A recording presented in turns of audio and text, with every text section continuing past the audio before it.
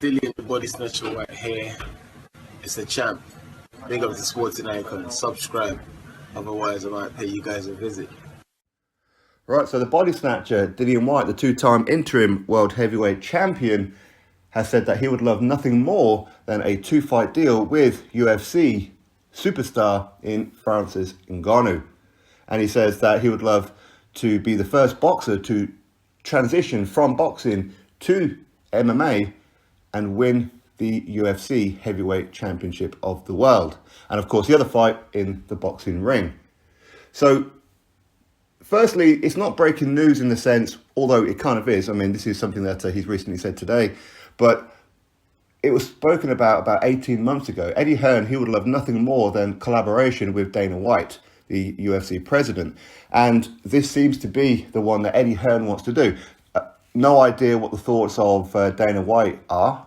No idea whatsoever. And we do know that Matchroom, Eddie Hearn, he did do a somewhat of a face-to-face, if you like, with Dillian Whyte and Francis Ngannou quite a while ago. But I don't think that was ever actually uploaded. I think Dana White, he didn't want it uploaded just yet. They had other things in store for Francis Ngannou. But when it comes to these two fights, now in the boxing ring, you're going to heavily favour Dillian Whyte for sure. In the UFC world, mixed martial arts, you're going to heavily favour Francis Ngannou. Now, there's loads of fighters, boxers who talk about doing it, and of course most don't. But if you used to look at, say, Tyson Fury, could he transition over to the mixed martial arts world? Maybe he could, I don't know. But what we do know is that he's been boxing his entire life. So that's going to be quite difficult for him. There was talk about Floyd Mayweather going over there and having a bout with Conor McGregor and loads of different things like that. So when you look at potentially who could do it, you do have to look at Dillian Whyte.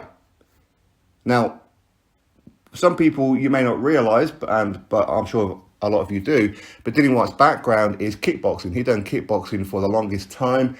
He was champion for quite a long time. He was literally at the top of his game. But of course, there was no money in it. So of course, he got offered a chance to go into boxing. He had 7 amateur fights.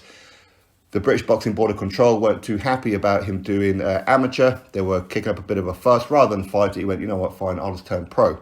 Okay.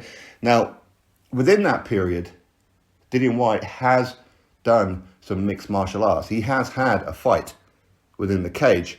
And I don't know whether he still holds the record, but he did hold the record for the fastest knockout. I forget the guy that he had a fight with, but I believe it was around 6 or 7 seconds that Dillian Whyte knocked this guy out in. I don't know why Dillian didn't pursue a career in that, but I can only presume, because it was about 12, 13 years ago, that it wasn't mixed martial arts back then as popular as what it is now. Maybe that's one of the reasons why he didn't really pursue it.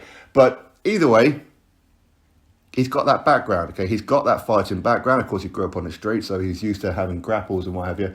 But he has been boxing for the longest time now. He's been boxing for, 12 years now. So that's become his arsenal.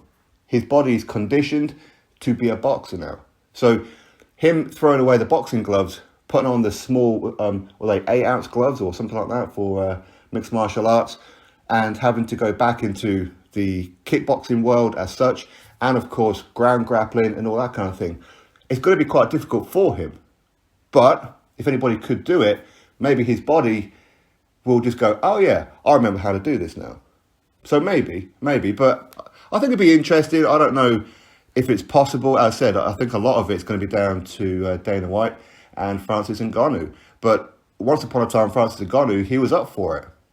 I don't know about now. I don't really watch the UFC. I don't watch anything like that, so I don't really know who's who. In fact, I've never actually seen him fight. But I have heard that he is a big deal over there.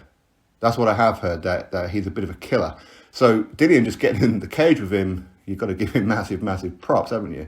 Because there's a very good chance that Dillian could just get in there and just get absolutely pummeled.